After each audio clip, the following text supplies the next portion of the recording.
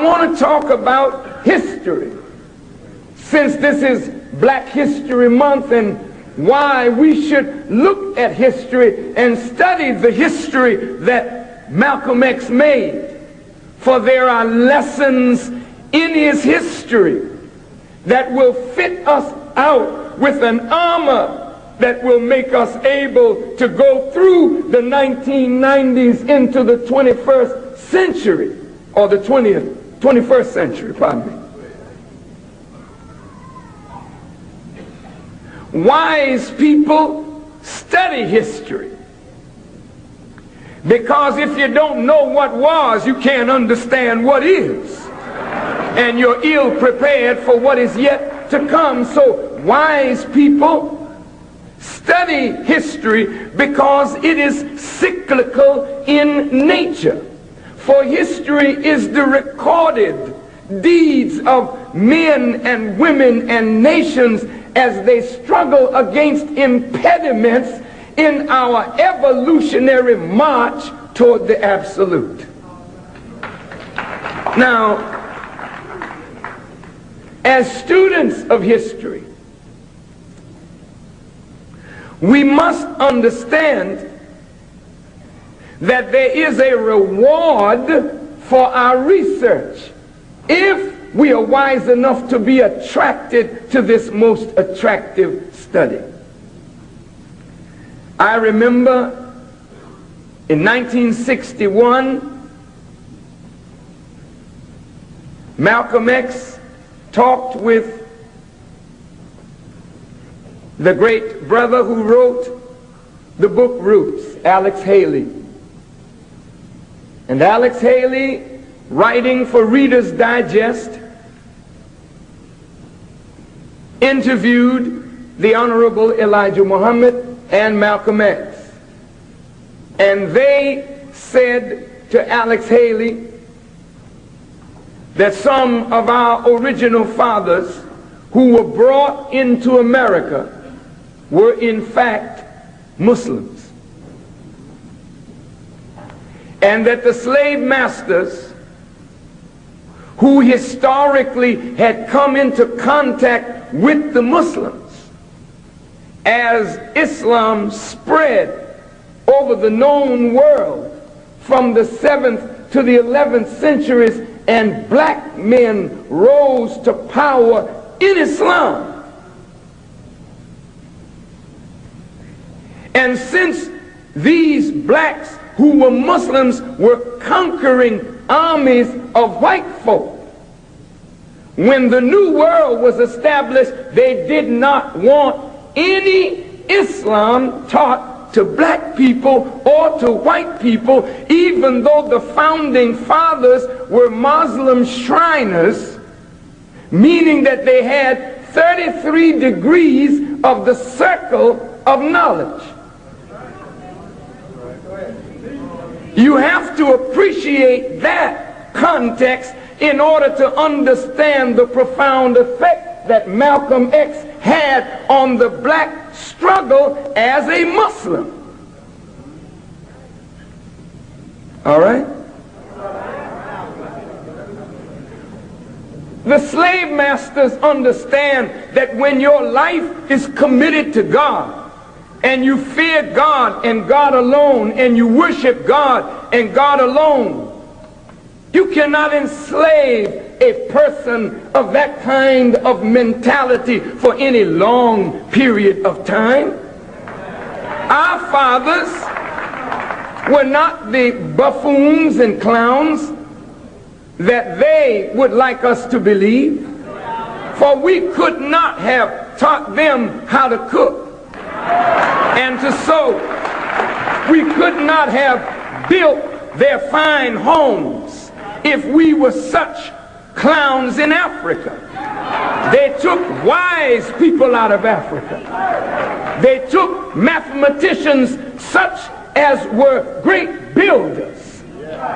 But they did not want that knowledge passed on to the young, because parents' greatest function is to pass on the history, oral or written, the language, the accomplishments to a young generation so that young people will be inspired by knowing what their fathers did so that they can build on what their fathers did and build greater than what their fathers did.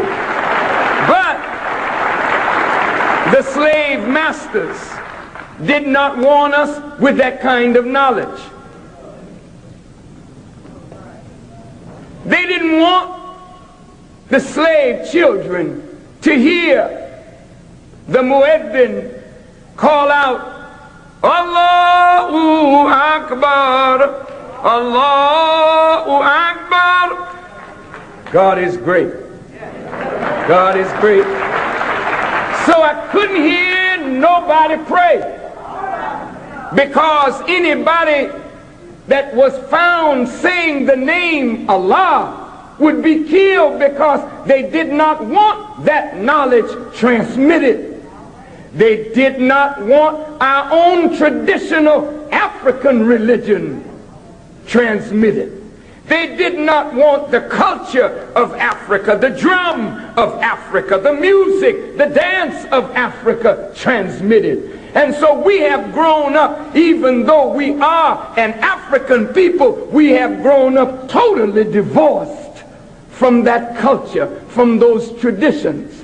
Whether it is Islamic or whether it is the traditional religions of Africa, they wanted no touch of Africa in the children.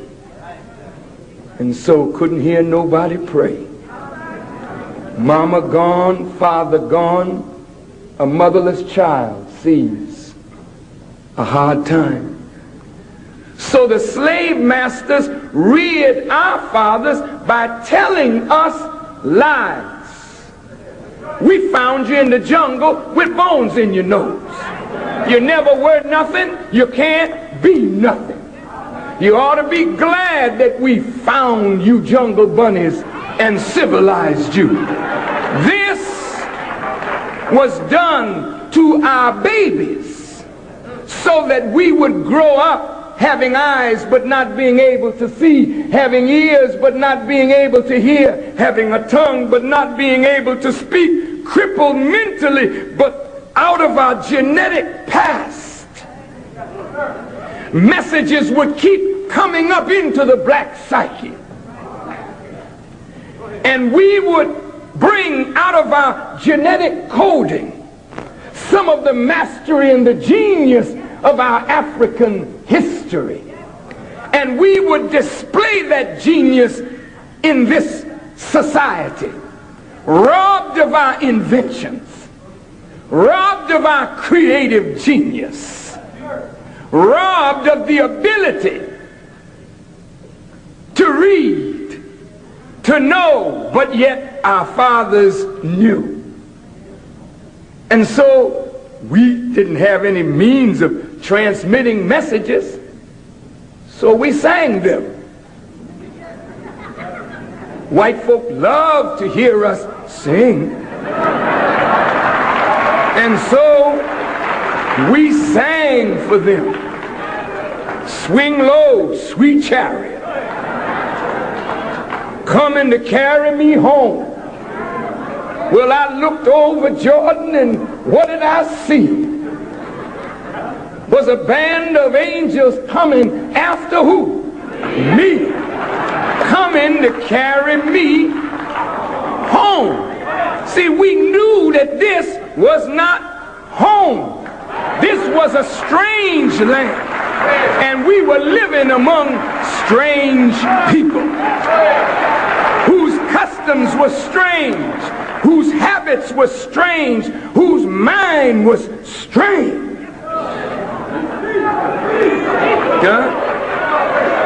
I'm laying a foundation for Malcolm, a foundation for Elijah, a foundation for Farrakhan, a foundation for Hannibal Afrique and us. We didn't just come into existence. We were brought into existence by an immutable law that whenever a people are deprived of that which God has ordained for us, out of our longing for that which we have been deprived of. That longing is passed on in the genes. And someday a woman gives birth to a child, and it is an ordinary looking child, but an extraordinary child. Nat Turner was a man like that. Denmark Vesey was a man like that. Gabriel Prosser was a man like that. Booker T was a man like that. W.E.B. Du Bois was a man like that. Frederick Douglass was a man like that. Sojourner Truth and Harriet Tubman were women like that. Ida B. Wells was a woman like that. We don't just pop up. We're not a toaster. We don't just pop out.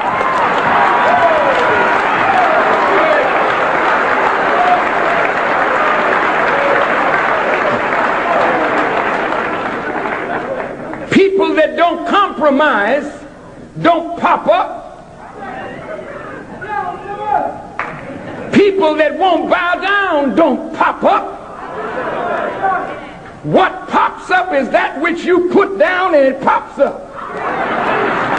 But these that are made out of that law, they can't compromise, because they speak for the dead that cannot speak.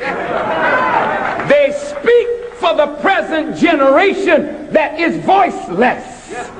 And they speak for the unborn generations yet to come. And when such ones appear, the slave masters are upset. You can understand that, can't you?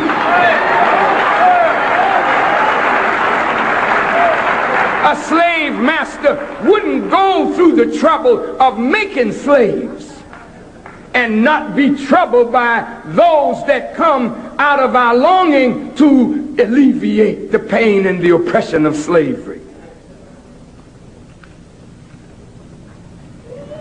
Well, you know and I know, my dear Christian brothers and sisters, that white folk didn't let us read the Bible. They used to keep the Bible locked. Did you know that? For over 300 years, they didn't let us read the Bible. So we didn't know what Jesus said, what Moses said. But in 1790, they saw that it wasn't incompatible for us to be slaves and Christians. Not from the teachings of Jesus,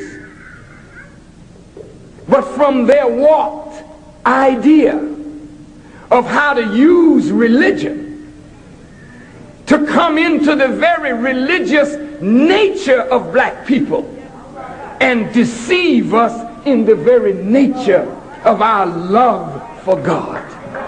Oh, I want you to listen to me.